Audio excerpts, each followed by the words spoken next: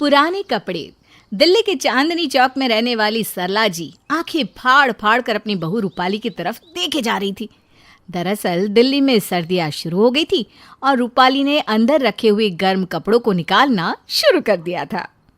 अरे ये क्या बहू, पूरा का पूरा चांदनी चौक का बाजार तुमने अपने घर की छत पर लगा दिया है। आखिर कर क्या रही हो? कुछ नहीं मम्मी जी, बस सर्दियों के कपड़े छाट रही हूँ। आप तो जानती है ना, सर्दियाँ शुरू होने से पहले गर्म कपड़ों को धूप लगाना बहुत ज़रूरी होता है। हाँ, वैसे बात तो तुम्हारी बिल्कुल सही है, कपड़े भी कुछ ज़्यादा ही हो गए। क्या करें मम्मी जी, हर सीज़न में 4-5 नए स्वेटर खरीद लेते हैं और फिर 2-4 साल में इतने स्वेटर इकट्ठे हो जाते हैं कि उन्हें रखने की जगह तक नहीं मिलती। वो तो मैं देख ही रही हूँ, पूरी छत भर गई है और मुझे तो लगता है कि अभी अंदर से और कपड़े निकल कर आएंगे। हाँ मम्मी जी, अभी तो एक पूरी अलमारी गर्म कपड़ों से भरी हुई है, लेकिन वो कपड़े ना नए हैं। अरे तो ये कौन से पुराने हैं? देखने में तो ये भी नए लग रहे हैं। नहीं नहीं मम्मी जी, ये तो सारे कपड़े पुराने और रिजेक्टेड वाले हैं जो मैं और अभिषेक अब पहनते भी नहीं है। शादी के बाद ही ना अभिषेक ऐसा करने लगा है। पहले तो जब तक स्वेटर फट नहीं जाता था तब तक उसे छोड़ता नहीं था। हाँ मम्मी, क्योंकि अब वो जॉब में है ना, ऑफिस जाते हैं तो उन्हें उस हिसाब से कपड़े भी तो पहनने होंगे। इसमें शादी का क्या लेना देना। अरे लेना देना कैसे नहीं है, अब तुम्हें शॉपिंग करने का इतना शौक है, इतने कपड़े हैं, लेकिन फिर भी निकल जाओगी नए स्वेटर खरीदने। लेकिन मेरा अभिषेक ऐसा नहीं करता। मम्मी जी, अब इंसान का वक्त के साथ ना शौक बदलता रहता है। अब तो अभिषेक को भी बहुत शौक है, आज ही कह रहे थे नया जैकेट खरीद के लाना है। अरे लेकिन ये जो 4 जैकेट पड़े हुए हैं ये तो बिल्कुल नए, अभी 6 साल पहले ही खरीदे थे ना अभिषेक ने। मम्मी जी, 6 साल तक एक कपड़े कौन पहनता है। अच्छा ठीक है, तो फिर तुम ये बताओ कि इन कपड़ों का क्या करोगी? बस आप 2 मिनट रुक जाइए मम्मी जी, आपको पता चल जाएगा कि मैं इन कपड़ों का क्या करने वाली हूँ। तभी वहाँ पर सल्ला जी के घर में दूध देने वाला केशव आता है। नमस्ते आंटी जी। नमस्ते भाभी, कैसन है आप? अरे आपने फ़ोन करके हमको बुलाए? हाँ केशव भैया, आपसे ना एक बहुत ज़रूरी काम था। अरे क्या बात है भाभी, दूध के क्वालिटी में कोई परेशानी आ रही है का, या फिर आपको ज़्यादा दूध चाहिए? नहीं केशव भैया, दूध से कोई लेना देना नहीं है। अगर तुम्हें दूध वाले से दूध लेने का काम नहीं है तो क्या काम है बहू? दरअसल केशव भैया, ये आपके अभिषेक भैया की कुछ पुरानी जैकेट है। आप कद काठी में लगभग उनके जैसी ही हैं, तो अगर आप बुरा ना माने तो ये जैकेट आप अपने काम में ले सकते हैं। अरे मैं बुरा मानने वाली क्या बात है, अभिषेक भैया तो हमारे बड़े भाई जैसन है। अब उनके उतरे कपड़े पहन कर के होना हमारी इज्जत घट जाएगी। ये लीजिए, ये चारों जैकेट आपकी। आप सुबह सुबह दूध देने आते हैं ना इतनी ठंड में, और मैंने देखा है कि आपके पास पहनने के लिए सिर्फ एक ही स्वेटर है। अरे भाभी, आप हमारे बारे में कितना सोचती है। आज से हमारी तो सारी परेशानी दूर हो गई, अब तो आराम से सुबह सुबह दूध बांटने निकल सकते हैं। भगवान आपका बहुत बहुत भला करे। और इतना कहकर केशव वहाँ से खुश होते हुए चला जाता है। उसके जाने के बाद अभिषेक भी वहाँ आता है। अरे क्या बात है रूपाली, छत पर कपड़ों की दुकान क्यों लगाई है? हाँ, दुकान तो लगाई है तुम्हारी बहू ने, लेकिन फ्री में कपड़े बांटने की। अरे तुम्हारी 4 जैकेट उस दूध वाले केशव को पकड़ा दी इसने। सारा दिन तो दूध में पानी मिलाता रहता है, क्या ज़रूरत थी उसको जैकेट देने की?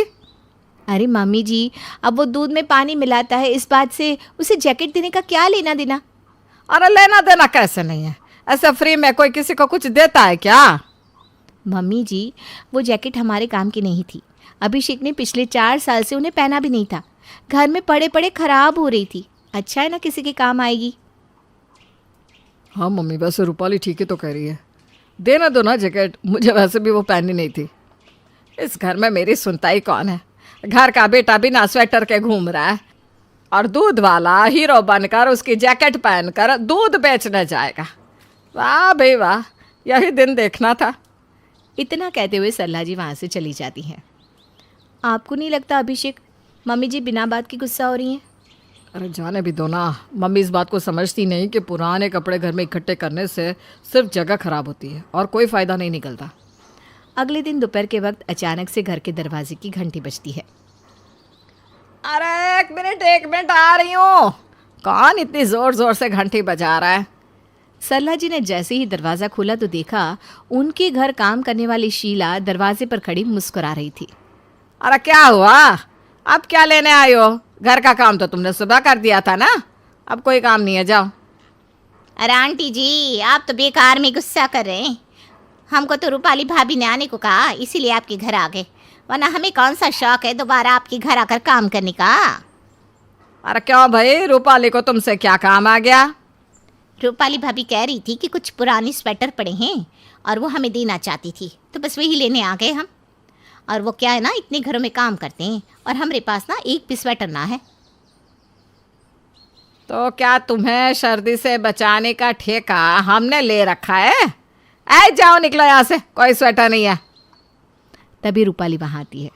अरे शीला, अंदर आ जाओ। मम्मी जी मजाक कर रही हैं। तुम्हारे लिए ना बहुत सारे स्वेटर है मेरे पास। देखो, अब सर्दी में सिकुड़ते हुए काम करने की कोई ज़रूरत नहीं है। अरे भाभी क्या बताए, अब कितनी अच्छी हैं। आंटी जी तो हम पर बेकार ही गुस्सा कर रही हैं, जैसे हम यहाँ कोई भीख लेने आ गए हो। अरे फ्री की चीज़ लेना भीख लेना जैसा ही होता है। रहने दीजिए ना मम्मी जी, आप जानती है ना शीला कितनी गरीब है। कुछ स्वेटर उसे मिल जाएंगे तो उसकी सर्दी आराम से कट जाएगी। और इतना कहते हुए रूपाली कई सारे स्वेटर शीला को पकड़ा देती है। अब तुम्हारी दुकान का सामान खत्म हो गया बहू, या अभी और किसी को बांटना बाकी है?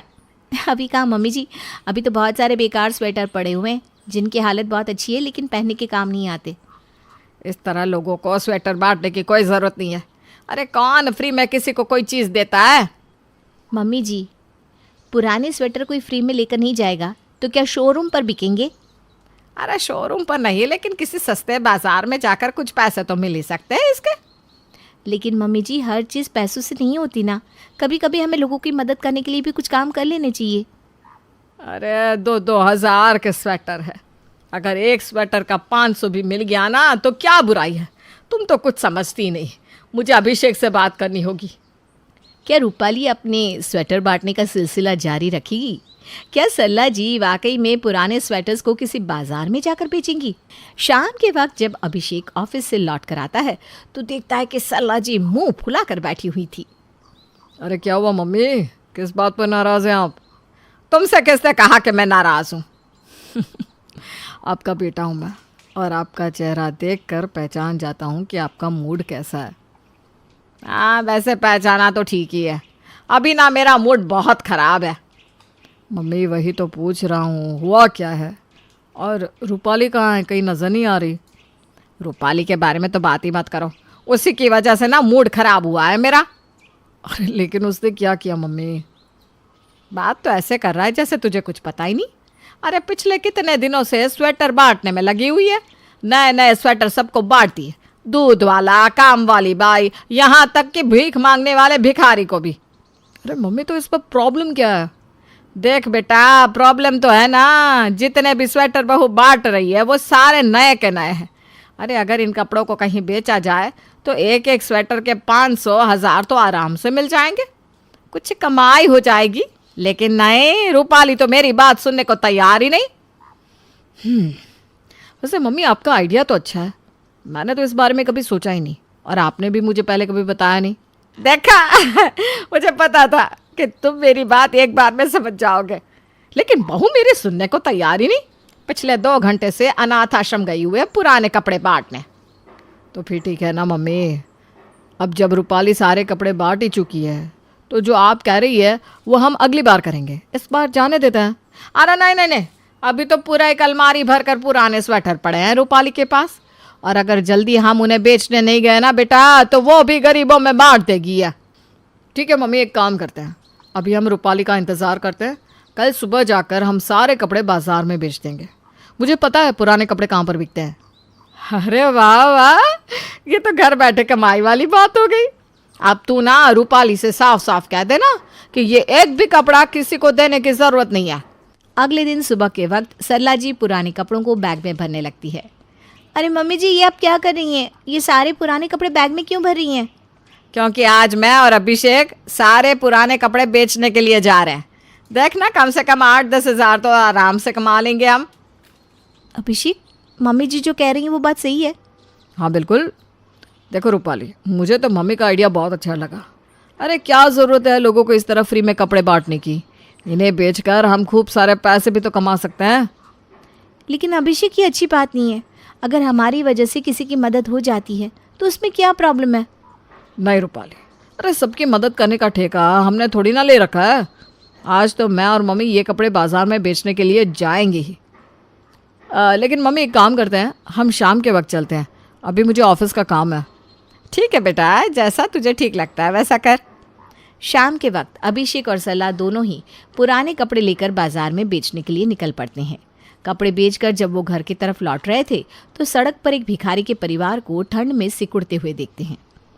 अरे मम्मी देखो ना, दिल्ली में कितनी सर्दी पड़ने लगी है। इन लोगों के शरीर पर फटे कपड़े हैं, इन्हें बहुत ठंड लग रही होगी ना। हाँ बेटा, बात तो तेरी सही है। देखो ना मम्मी, हमारे पास कितने नए नए कपड़े पहनने के लिए है। कहीं ऐसा ना हो कि ये बेचारे ठंड से ही मर जाएं। लग तो ऐसा ही रहा है बेटा, बेचारों के पास सोने के लिए चादर तक नहीं है। लेकिन जाने दो ना मम्मी, हमें क्या, हम थोड़ी ना सबकी मदद करते फिरेंगे। और वैसे भी आज तो हमने पूरे 10,000 कमाए पुराने स्वेटर बेचकर। एक काम कर बेटा, मुझे ना अभी के अभी बाजार ले चल। अरे मम्मी, लेकिन अभी हमारे पास बेचने के लिए पुराने कपड़े नहीं है। अरे मैं पुराने कपड़े बेचने की बात नहीं कर रही हूँ, मैं इन लोगों के लिए नए स्वेटर खरीद कर लाना चाहती हूँ। कमाल करती हैं मम्मी, अभी तो आपने पुराने स्वेटर बाजार में बिकवा दिए और अब आप कह रही हैं कि आपको इन पैसों से नए स्वेटर खरीद कर लाने हैं। रूपाली सही कहती थी बेटा, हमें कभी कभी पैसों के बारे में ना सोचकर लोगों की मदद करनी चाहिए। मैं इन लोगों को इस तरह ठंड में मरते हुए नहीं देख सकती। चल, हम इनके लिए नए स्वेटर खरीद लाते हैं।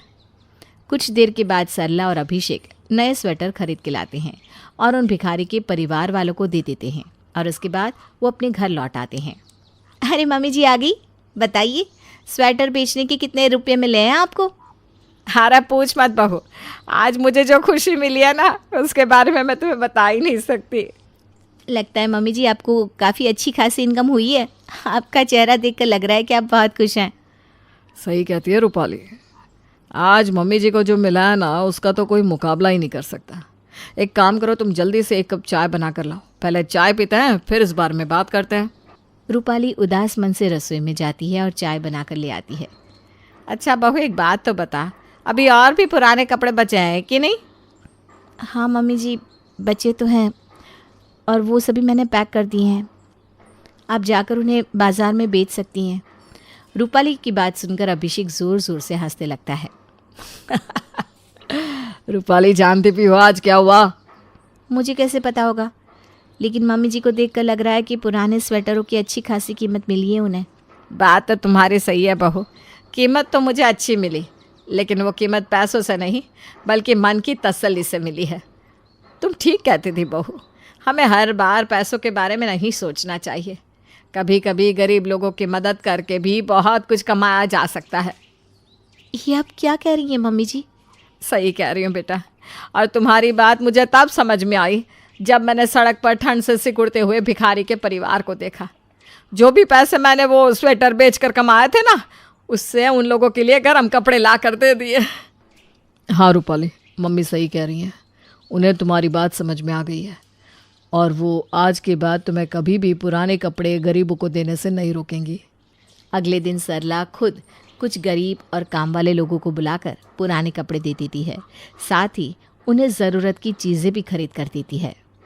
वाकई में लोगों की मदद करके बहुत खुशी मिलती है रूपाली बहू, तुम्हारी बात बिल्कुल सही थी। जो चीज़ें हमारे घर में बेकार में पड़ी होती है वो किसी दूसरे के लिए बहुत काम की साबित हो सकती है।